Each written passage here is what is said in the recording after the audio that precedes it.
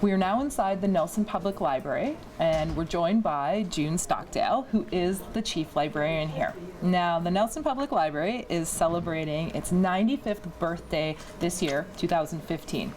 So June, tell us a little bit about the history in the last 95 years of this library. Well, the Nelson Library was officially established as a municipal library in 1920 by the City of Nelson, by the municipality.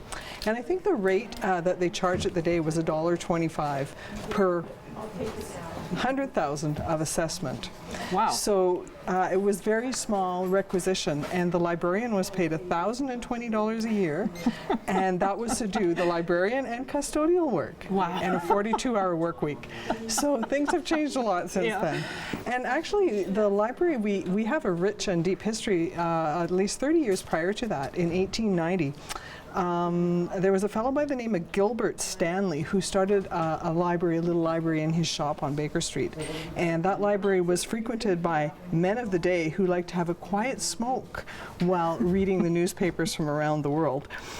And it eventually evolved 10 years later into a public library association. And then by 1920, it was ready to hit the big time with the city being a municipal library. The place that the library was located for the longest was at the Civic Center upstairs. And that took years and years and years of work to get it moved to another location where people didn't have to climb 30 stairs to get into the library. So we was real happy when they moved here in 1989, I believe it was. Today's library is not like the library of the past. There's lots of stories that people like to tell us at things like our birthday party about how they used to get shushed or, you know, really restricted from the books they could access and stuff when they went into a library. Today we have books. We still have books, and it's still our brand. It's still a big part of what we do. But we have so much more. We have the online resources, which are more and more popular. So if you want to read a book, you can search our catalog and you might find a print version, or you might find the e-book version that you can download, or an e-audio book that you can download. The staff are key to what goes on in the library world today. People come in to interact with them, to ask them questions. Many, many things that are going on here. Art displays. I noticed that. Yeah. Yeah. And a really awesome kids library downstairs and too. Yeah, our children's library, super popular. Our raft of programs every week that go on down there. It's a very busy department of the library as well. So you mentioned a birthday party. I know that you had a little soiree, or a big soiree here at the library to commemorate the 95th birthday. Yeah. What else is the library doing? Is there anything else that's going to happen for the 95th celebration? Well, funny you should ask. You might have noticed as you were entering the building the wonderful color that we've added to the front entryway. So we worked with local architect Thomas Lowe, and we have kind of a three-stage project to brighten and freshen the outside of the library. That includes the paint job that just happened, that lovely, beautiful, deep burnt orange color with the brown in the background. That's phase one. And you have to stay tuned for the other phases. They will involve some community engagement.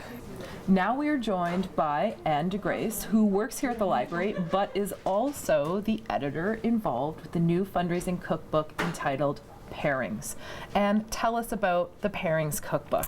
Well, the full title is A Compendium of Beloved Recipes and Books from the Chefs of Nelson. And it's pretty much what it says. We went out to the Chefs of Nelson. We have 21 restaurants on board, 27 chefs in total. In some cases, there were a couple of chefs working in the kitchen who really wanted to give us their favorite recipes, as well as tell us about the books they've loved most in their life, which was a pretty neat little odyssey. I mean, the recipes in it are gorgeous. They're beautiful and mouth-watering and all the things you'd expect from the Chefs of Nelson. And the books were interesting. Some chefs couldn't wait to tell us about their books, and others, it took a little bit more prodding and pulling, but you know, even if they're not big readers now, but they loved to read as a child, there was some book that made all the difference for them. And so it was a celebration of both. But what excites me about this is also gorgeous design and beautiful photography. And it's just something to be really proud of. And it's a fundraiser for the library. So how great is that? And where can people find Pairings to purchase for upcoming Christmas gifts. The kind of neat thing about it. Well, of course, you can buy it here at the library, which is great, and we love it if you buy it here at the library. You can also buy it at Otter Books or Touchstones. We'll start to get it out into the region through Sandhill Book Marketing and, in fact, across the country. But in Nelson, all of the restaurants, all 21 restaurants, are also selling copies, so that's great. Almost any place that you walk into is going to be selling this cookbook, and you can sample the food right there as well. And of course, if you'd like more information on the history of the library, you can come in and find this, the story of the Nelson Public Library from 1986 to 2013. But if you're feeling investigative, you can go back even further.